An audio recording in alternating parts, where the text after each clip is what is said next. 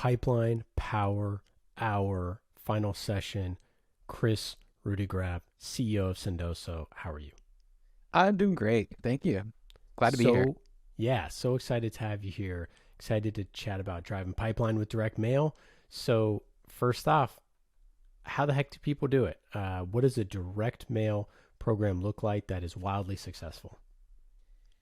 Great question. I think the beauty of direct mail and gifting in general is that it is one of the most creative mediums out there. And I think that you can be as creative as you need to be, and you can solve a lot of different things with direct mail, whether you're optimizing for, top of funnel, driving leads in, whether you're trying to drive attendees to an event or in a post-event conversion, whether you're trying to accelerate pipeline through and help AEs with deal progression.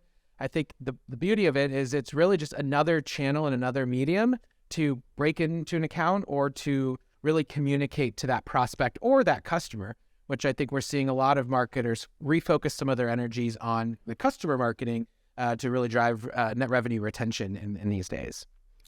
I'm a huge fan of Sendoso. I use Sendoso to send something to the CMO of Qualified. In fact, shout Yeah. out to Maura.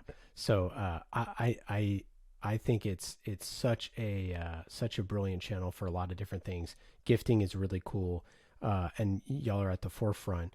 How do you think people should look at like KPIs for gifting and direct mail? Yeah, so what I usually like to suggest for that is one is narrowing on what's your objective. What are you trying to influence conversion on, or what type of campaign or program are you trying to run?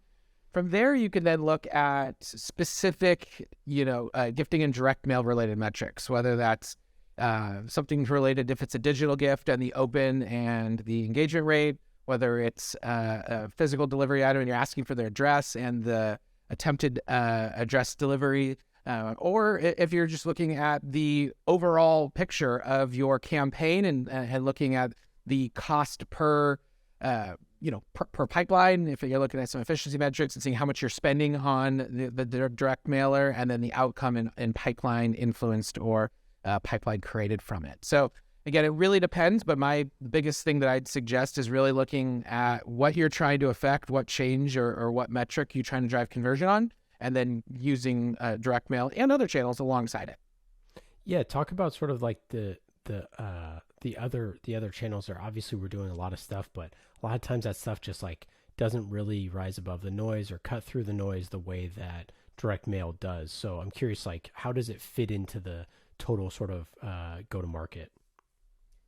Yeah, I mean, in today's market, it's really there's a lot of noise, and buyers are tuned out at times, and so you really got to grab their attention, and then convert their attention, which is one of the things I talked to Craig at Qualified recently about. Is this like 1-2 punch where direct mail can grab their attention, and then maybe it's directing them to your website where you're then using Qualified to then grab that attention and convert that into your pipeline. So I like to think about direct mail as just another way to grab someone's attention and then hopefully move them through your pipeline funnel if you're focused on more of the demand gen side. But again, it can work well in field marketing and ABM programs and in customer marketing, all those different areas, as well as enabling sales teams. So being able to have another tool in their tool belt to be able to break into accounts or accelerate their own opportunities. Yeah, it's so tough because when you think about being thoughtful, being remarkable, telling someone, no matter how good an email is, I'm probably not going to share it with like, I'm going to go home and talk to my wife and be like, I got a really great email today. When you get something in the mail, you talk about it, you tell your friends. If it's at work, other people see it. It's such a physical, thing, obviously, that it is something that's remarkable. And then when it's personalized, it just goes that much further. Exactly. Yeah, I think it's because of the creativity that you can incorporate with the item you're sending, the note that's associated with the sending, the before you and after you send it. All those things can just make it stand out. I will say though that I am a sales nerd, so when I get a really good email that's personalized and really hits me, I do share those at times with my sales team. But I think it's even easier to want to share a really good gift or direct mail item that's really creative. Yeah, no, I mean, for sure. I think that those are probably, one in 1,000 Yes. for most CEOs, Exactly. because we get an Quickly it out. infinite amount. The other thing with gifting in direct mail is that because there's a cost associated with it, you actually end up spending more time. You're not just blasting out a gazillion emails. You're really staying a bit more focused on saying, hey, I got to spend money on this. There's limited resources for this. So you're going to go the extra mile to personalize it and to find the right thing to send to the right person at the right time. And so that in itself makes the channel that much more remarkable. There is no traffic on the extra mile. That is for sure. Exactly. Yeah, I mean, I think that it also, there's just much less competition, right? Like a lot of your competitors might not be doing it because it is more expensive, and it's cheaper to just send out a bunch of emails or to do, other things that might scale but just not be as personalized and targeted. What are some examples of some ways that you've seen folks personalize really effectively? Yeah, so you can personalize to the person. So I've seen people do their homework and see that someone went to a college, or see that someone tweeted about playing golf and send something related to your hobbies or your interests. I've seen people personalize based on like a larger campaign and program so that it's related to the brand. There's personalization based on life moments, like if somebody's having a kid, or they're celebrating a promotion, or their company got funding.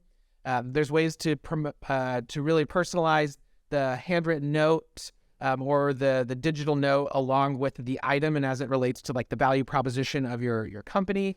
And then there's, personalization too, as it relates to, that person's really their day-to-day and what they do at their job too. So again, I really keep pounding on the power of creativity. And in this crazy busy digital world we live in today, creativity stands out, and it's a skill set and a soft skill that I think marketers have always been more creative, and I think salespeople are increasingly needing to lean in and be more creative in their processes. Yeah, I mean, I think that the downside that you hear like on occasion is someone like, okay, okay, everybody, I don't need another, Patagonia or something like that. And you hear that sometimes, and that is so rare that is actually happening, right? And we all have, a bunch of swag from a bunch of different conferences and things for sure. But at the end of the day, you give it to somebody else, it's not a real concern, I don't think. I 100% agree. But to that regard, one of the things that we really strive to do is have this like infinite marketplace. And I say infinite because we also tap into a really cool integration with Amazon. And Amazon is like hundreds of millions of items that you can personalize and send out through our platform. And so based on that, you have the ability to one day send that Patagonia, but the next day maybe it's a digital gift card for lunch. And the next day it's a really cool themed printed booklet. And the next day it's a targeted gift that's related to a campaign you're running. And so I think, yes, indeed, there's certain things that people say, do I want another one?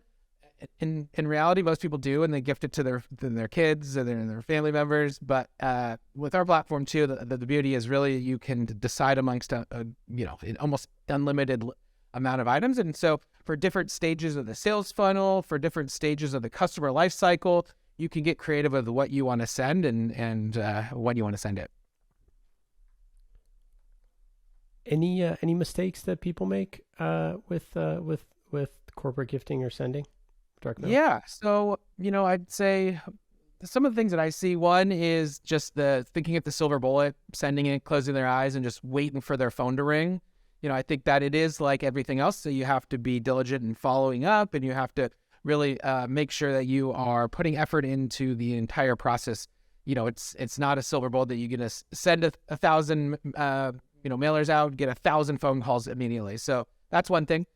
Two is I think there's making sure that you're tracking it and being data driven around the campaign and automating some of the reporting through that. So I think that's important. And then I think the other is just the ability or the the thought that you want to empower your team more. I think we do come across some marketers that are just saying, hey, I'm only going to be the ones that are going to send it. We really think of it as another tool that you can use as the marketer, but also have sales reps, SDRs, account managers use that and really create a tool and a platform that's used by people in real time and allowing reps to send on their own too. Kris, this has been absolutely awesome. Thanks so much for joining. My final piece of advice is send people toys and treats for their dogs. If you know they have a dog or a pet, send that. Never gets out of style, and every time they see it, they'll think of you. Kris, any final thoughts? No, I agree. I think that's an awesome thing. And if anyone wants to connect with me personally, I love chatting sales and MarTech. So find me on LinkedIn and let's connect.